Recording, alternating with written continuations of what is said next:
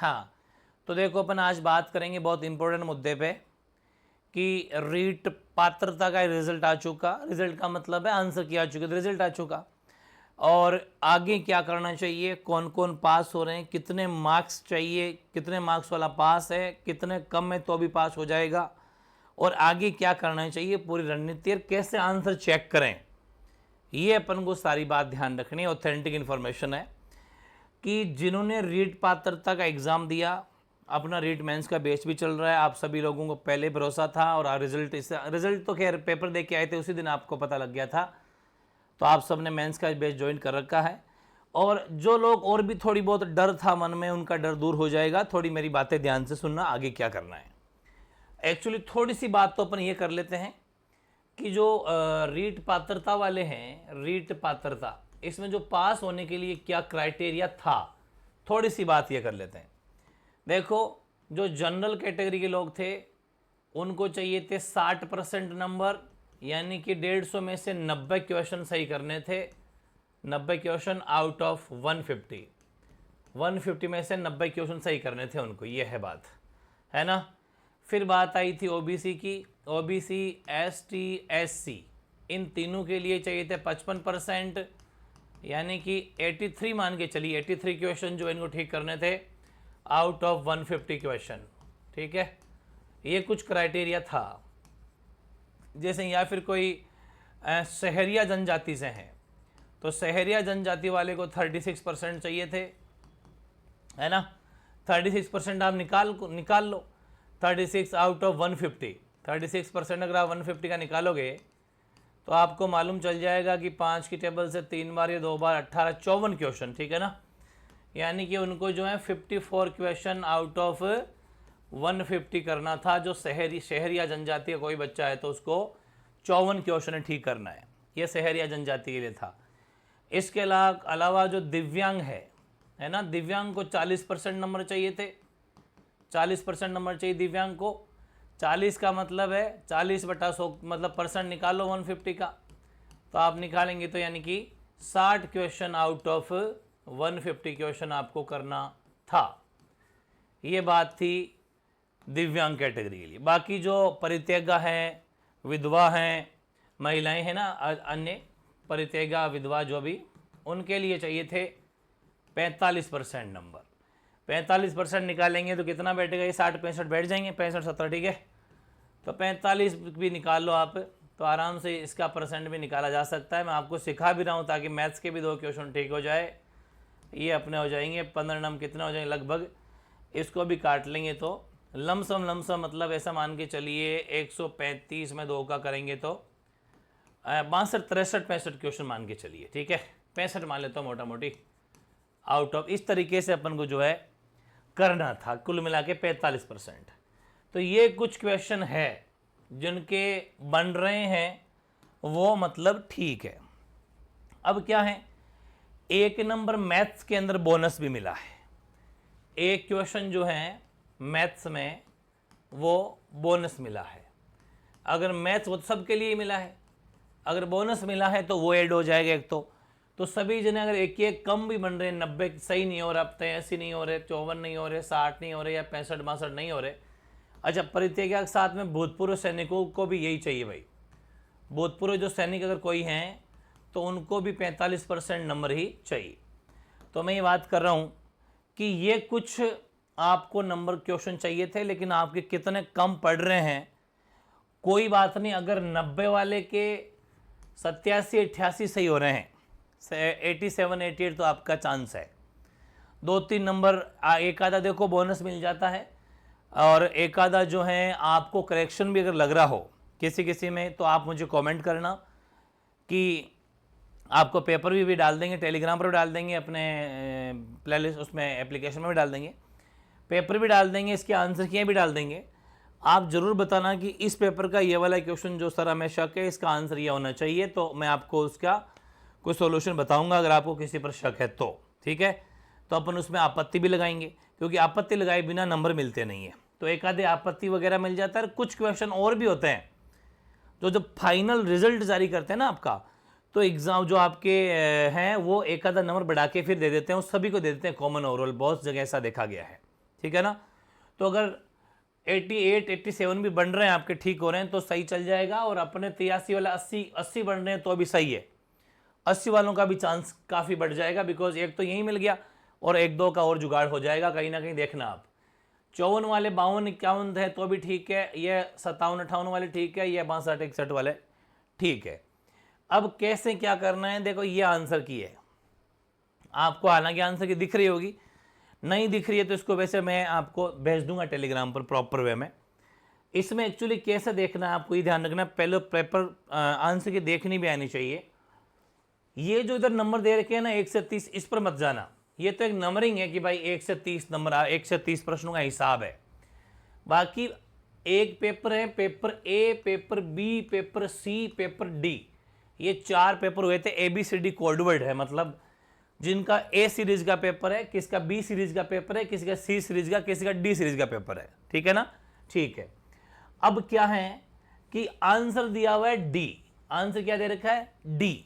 अब D answer किसका है, देखो डी आंसर कैसे देखना है कि जिनका पेपर ए है उनके 13वें प्रश्न का आंसर डी है, जिनका पेपर बी है उनके 10वें प्रश्न का आंसर डी है। और ये पेपर किसका है, सबसे पहले 1 से 30 साइकोलॉजी है, ये चाइल्ड पेडागोजी है ना, जो अपन ने पढ़ी थी बाल विकास, वो है ये। और जिनका पेपर सी है उनके 7वें प्रश्न का आंसर डी है, और जिनका पेपर डी सीरीज का है उनके 25वें प्रश्न का आंसर डी है। उस हिसाब से चेक करना है। आंसर की लिस्ट ये पूरी लिस्ट है ना, ये दो इधर ये आंसर है आपके, लेकिन अपने अपने पेपर के हिसाब से मैच करना है। अब अगला पेपर जिनका 18वां प्रश्न है उसका आंसर सी है, जिनका 24वां प्रश्न है बी वालों का उनका सी है, सी वालों का 17वें का सी है, डी वालों के 30वें का सी है। मतलब वही प्रश्न है, लेकिन वो ए सीरीज के लिए 18वां है, बी के लिए 24वां है, सी के लिए वो 17वां है, डी के लिए वो 30वां है। इस तरीके से आपको सारे आंसर मिलाने हैं, ठीक है ना। जैसे कि मैं लास्ट बात करूं तो ए सीरीज का जो 28वां प्रश्न है वो बी सीरीज का 7वां प्रश्न है, वो सी सीरीज का 9वां प्रश्न है, और वो डी सीरीज का वही प्रश्न तीसरा है, और इसका आंसर है ए फॉर एप्पल। ये ध्यान रखें, ऐसे मैच करना है। ये अपने 30 का हिसाब हो गया। ऐसे ही इधर अपना लैंग्वेज फर्स्ट जिनकी इंग्लिश थी, हालांकि अपन ने हिंदी करवाई थी, तो वो भी इसी तरीके से जो है उनके 31 से लेके 60 तक, तो अलग अलग डिपेंड करता है कि आपकी पहली लैंग्वेज इंग्लिश थी तो आपके आंसर ये रहे, इनसे मैच कर लेना। जैसे अपन ने पहली लैंग्वेज हिंदी करवाई थी, सबको लगभग 99% हिंदी थी पहली लैंग्वेज, तो उसमें ये मिलाना है। ये आंसर की है उनकी, ये आंसर की है, ठीक है ना। जिनकी ए सीरीज हैं, बी सीरीज हैं, सी सीरीज है, डी सीरीज है, ये प्रश्न नंबर है। ए सीरीज वालों का 42वां प्रश्न, बी सीरीज वालों का वही प्रश्न 51 है, सी सीरीज का 44वां है, डी का 47वां है, और इन सब का आंसर है ए। ऐसे मिलाना है, ठीक है ना। ऐसे ही लैंग्वेज फर्स्ट किसी की संस्कृत थी तो वो भी मिला सकता है 31 से लेके 60। ध्यान रखना, लैंग्वेज फर्स्ट किसी की जो भी थी वो 31 से लेके 60 मिलाएगा, और 1 से 30 सबकी पेडागोजी कॉमन है। जिनकी लैंग्वेज सेकंड हिंदी थी वो भी 61 से 90 मिलाएगा, और जिनकी लैंग्वेज, क्योंकि लैंग्वेज सेकंड किसी की भी हो, जो भी हो, वो 61 से 90 मिलाएगा, ठीक है। पहली 31 से 60, दूसरी 61 से 90, सेम टू सेम सिस्टम चलेगा।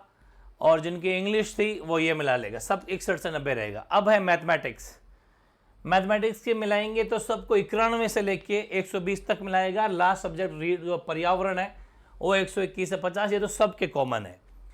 इसमें एक बोनस मिला है, ये रहा बोनस। मैथ्स में बोनस किसको मिला है, जिनका पेपर ए है, ए सीरीज वालों के लिए 103वां जो प्रश्न है, बी सीरीज में वही प्रश्न 113 है, सी सीरीज में वही प्रश्न 98वां है, और डी सीरीज में वही प्रश्न 102वां है, जो कि बोनस है। मतलब कि सभी को ये फ्री के नंबर मिल गए हैं। ये बात हो गई एक बोनस की, एक नंबर तो आपको ये मिल गया, ठीक है। चाहे आप कुछ भी करके आओ, चाहे मत आओ, चाहे छोड़ के आओ, कोई फर्क नहीं पड़ता, ये नंबर तो आपका पक्का है। बाकी आप इसे मैच कर लेना। ऐसे 121 से 150 तक आपके ये पर्यावरण है, इन्वायरमेंट स्टडी है।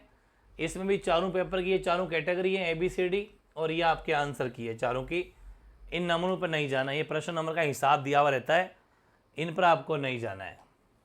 अपने अपने कैटेगरी का पेपर उठाओ, फिर प्रश्न नंबर देखो और उसका आंसर इधर लिखा हुआ है, ठीक है ना, ये बात है। अब मैं आपको छोटी सी बात बता दूं कि जिन्होंने रीट पात्रता का एग्जाम दिया, पहली बात मेरी सुनना, रीट पात्रता का एग्जाम दिया, पहली बात तो यह है कि अगर आप बीएचटीसी पास थे, वो तो रीट पात्रता में 100% पास हो गए होंगे, और बीएचटीसी पास कर रखी थी फिर भी पात्रता में पास नहीं हुए, इसका मतलब कहीं ना कहीं आपने बहुत बड़ी गलती करी है। एग्ज़ाम के बाद में आपने पढ़ाई बिल्कुल छोड़ दी होगी, वरना बीएचटीसी का सिलेबस और रीट पात्रता का सिलेबस तो लगभग 50-60-70% तो सेम था, तो वैसे ही पास हो जाते। वही हिंदी, वही इंग्लिश, वही राजस्थान जीके, वही पेडागोजी, कहाँ दिक्कत आ रही थी, ठीक है। इसका मतलब ये है कि कोई बीच में आपने पढ़ाई छोड़ी है, लेकिन कोई बात नहीं, जैसा भी है कोई फ़र्क नहीं पड़ता, वापस आ जाएगी सामने, आगे पात्रता और आएगी, कोई फ़र्क नहीं पड़ेगा। आपको मैं एक ही कहूँगा, जिन्होंने रीट पात्रता का एग्ज़ाम दिया बाय द पास हो गए तो वो तो सोने पे सुहागा है, वो तो है ही है। अब आपको फेल हुए या पास हुए कोई से भी हो, आपको रीट मेंस की तैयारी करनी चाहिए। एक बात ध्यान से सुनो, रीट मेंस की अगर तैयारी करेंगे तो पात्रता स्वतः ही पास हो जाओगे, पात्रता स्वतः ही पास हो जाओगे, ये मेरी गारंटी है। सेम सिलेबस है ऑलमोस्ट। और अब एक चीज़ का ज़रूर ध्यान रखें कि देखो, वैसे तो खुला मार्केट है और खुले आप हैं, कोई रोका टोकी नहीं है, लेकिन अब जो मेंस की तैयारी कर रहा है वो पात्रता की तरह मेंस को ना समझें। पात्रता एक एंट्रेंस एग्ज़ाम था, पात्रता है वो 55-60% नंबर चाहिए थे, नेगेटिव मार्किंग में नहीं थी, बट इसमें नेगेटिव मार्किंग भी है, अच्छे लेवल का पेपर आता है। सरकारी टीचर कोई मजाक थोड़ी है, वन रक्षक के, जेल प्रहरी के, कांस्टेबल के पेपर दे उठा के देख लो, 10वीं लेवल के पेपर भी कितने शानदार होते हैं। ये तो 12वीं लेवल का पेपर है, उल्टा एंट्रेंस एग्ज़ाम का पेपर है, एंट्रेंस एग्ज़ाम पास करने के बाद का पेपर है। अच्छा पेपर आएगा, बिकॉज मेंस वही देता है सरकार की नज़र में, जो बीएचटीसी पास है, जो रीट पात्रता पास है, वही तो मेंस देता है। बात सही है ना ये? तो दो एग्ज़ाम आप पास कर चुके हैं, इसलिए तीसरा एग्ज़ाम देने जा रहे थे, पेपर अच्छा खासा आएगा। इसलिए एक तो आप ये सस्ता वर्ड मत ना सोचें, सस्ता, ये सस्ता छोड़ दें, आप दिमाग में रखें इस चीज़ को। सस्ता देख के, क्या एक कहावत है कि महंगा, राजस्थानी भाषा में कहावत है कि महंगा रोवे 9 दिन और सस्ता रोवे 100 दिन। ये ध्यान कर लेना आप, ये राजस्थानी भाषा की कहावत है। महंगी चीज़, ब्रांडेड चीज़ एक बार ले ली, 8-9 दिन दुख जरूर होता है, लेकिन ज़िंदगी भर सुख देता है, वो ध्यान कर लेना इस चीज़ का। लेकिन किसी सस्ते के चक्कर में पड़ गया तो 100 दिन, मतलब सस्ता रोवे 100 दिन, ये बात सच है। इसलिए 599, 499, 399, 5-5 साल के, 3-3 साल के वीडियोस कंप्लीट कर करके अपलोडेड वीडियो चेप देंगे। डाटा को अपडेट पढ़ें। आपने खुद महसूस किया होगा कि अपने जो स्थिति विस्तार का टॉपिक पढ़ा है, सिर्फ एक ही पढ़ा अभी तो अपडेट का यूट्यूब पर, बाकी एप्लीकेशन में क्लासेस चल रही है, तो खुद महसूस किया होगा कि इस टॉपिक में कितनी चीज़ों को अपडेट करना पड़ा कि नहीं पड़ा। तो ऐसे टॉपिकों की जो नस नस चेक करिए आप खुद आंकें, कि जो एक टॉपिक मैंने अभी आपको करवाया स्थिति विस्तार का, आप मेरी भी परीक्षा ले सकते हैं कि स्थिति विस्तार और भी पढ़ें, कहीं और पढ़ें, और भी पढ़ें, सब जगह स्थिति विस्तार को पढ़ें, ठीक है। और फिर देखें कि स्थिति विस्तार में क्या क्या चीज़ें अपडेट की हुई है और वाकई ये है लेवल, वो आप खुद परखें। इस सस्ते के चक्कर में राजी ना होए। 1000-2000 ठीक है। एक बात बताऊं क्या है, आप ये क्यों कहते हो? आप कहते नहीं कि 2000 या 3000, कोई 3000-2000 फीस थोड़ी होती है। अरे ये तो फैसिलिटी मिल गई ऑनलाइन, वरना ऑफलाइन में पता है कितना पैसा लगता? 20 से 25 हज़ार रुपये का कोर्स होता है मेंस का ऑफलाइन में। इसके अलावा आना जाना अलग, सुबह शाम नहा धो के निकलो अलग, पेन कॉपी रजिस्टर अलग, तरह तरह के वहाँ के नखरे को फॉलो करो वो अलग, टाइम वेस्ट अलग। इसके अलावा कोई गांव से शहर में रह रहा है तो रूम रेंट अलग, खाना का खर्चा अलग। ये तो अब आपको बातें आ रही है क्योंकि कहते हैं ना जब फैसिलिटी ज़्यादा मिलती है ना तो मतलब उस आदमी की वैल्यू कम हो जाती है, बाद में पता चलता है कि इस चीज़ की वैल्यू क्या थी। 1000-2000 कोई मायना रखता है बताओ मुझे? कुछ भी मायना रखता है, तो ठीक है फैसिलिटी मिल गई। वरना आप एक बात बताइए, जो मैं आपको कोर्स पढ़ा रहा हूँ क्या वो 2-3 हज़ार का कोर्स है? वो कोर्स 1 लाख प्लस का कोर्स है। वो कोर्स 1 लाख प्लस का कोर्स है, वो घर बैठे जो आपको मिल रहा है। आप इसकी अहमियत समझें। एक अपन मोबाइल रिचार्ज करा लेते हैं, ठीक है, कितना महंगा मोबाइल, 15-20 हज़ार का आपने मोबाइल खरीद लिया। एक ड्रेस खरीदते हैं 3-4 हज़ार रुपये लग जाते हैं, पता नहीं चलता आपको। लेकिन पढ़ाई के टाइम पर आदमी 1000 बार सोचता है, पता नहीं क्या चीज़ है। इसलिए सस्ते के चक्कर में ना रहे। सस्ता देना हो, अगर मेरे को आप कहते हो सस्ता अगर देना हो, तो मैं एक बार बताऊं आपको कि अपना मैंने तो यूट्यूब पे बिल्कुल सारी चीज़ें पढ़ा रखी है, सबको जोड़ के बढ़िया फर्स्ट क्लास तरीके से प्ले लिस्टें बना के चेप दूँ, ये ले भाई कोर्स ले ले 599 में 699 में, कैसे पार पड़ेगी? ठीक है, इसलिए वो आपकी मर्जी, आप आराम से परखें, जांचें और चीज़ों को पढ़ें। जैसे मैंने रात को एप्लीकेशन पे सिंचाई परियोजना करवाई, जिन जिन ने सिंचाई परियोजना मेरे से पढ़ी, आप खुद महसूस करेंगे वो टॉपिक किस लेवल का था, सिंचाई परियोजना में कितने प्रश्न आते हैं, लेकिन क्या अब जाएगा बाहर? इतनी मेहनत करनी पड़ती है। ठीक है, तो मेहनत को परखें और रीट मेंस की तैयारी करें। पात्रता में जो फेल हो गए वो भी मेंस की तैयारी करें, पात्रता को छोड़ दो। अब ऐसा मान लो पात्रता में आप अभी नहीं तो आगे हो गए पास, कोई दिक्कत नहीं है, कोई दिक्कत है ही नहीं, आप आगे पास हो। आप पात्रता का किसी भी तरह कोर्स मत लो, बस ये मेरी राय लो, मैं लालच रखता ही नहीं। आप मेंस का बैच ज्वाइन करो, मेंस का गारंटी है स्वतः ही पात्रता पास हो जाएगी। ये मैं वीडियो भी बना चुका कोर्स में आपको रिलेट करवा के कि कितनी चीजें दोनों में कॉमन है। इसलिए अपना एकदम फ्रेश बैच अभी चालू हुआ है, ज़्यादा दिन नहीं हुए, 10 दिन की क्लास शुरू हुई है अभी, और वो भी मैंने 2-2 क्लास रखी है, ज़्यादा क्लासेस भी नहीं है, कोई 4-5 टॉपिक हुए हैं। वो भी एक टॉपिक तो स्थिति विस्तार का है जो मैंने यूट्यूब पे पढ़ा दिया सबको, वो कॉमन है। तो आप जुड़ जाइए और ज़िंदगी सफल कर लीजिए। ये तय है कि जो जनवरी 2026 में एग्ज़ाम आपका होगा उसमें आप अपने आप को सवा पाएंगे, ये मेरी गारंटी है। चाहे कहीं पर भी घूम के आ जाना, आना पड़ेगा, ठगा सा महसूस करोगे, इसलिए समय रहते चेत जाएं। और एमवी क्लासेस पर जो अपना बैच चल रहा है उसको जल्दी से ज्वाइन करें बढ़िया तरीके से। मैं आपको फिर बता दूं कि मैंने पात्रता में तो फिर भी थोड़ा सा लेवल डाउन रखा था, क्योंकि देखो थोड़ा सा लेवल होता है, लेकिन मेंस में लेवल अब फुल रहेगा। क्यों? क्योंकि अपने पास समय है, 9 महीने का समय है। इन 9 महीने में जबरदस्त खींचेंगे, इसलिए लेवल पूरा ही लेके चल रहे हैं।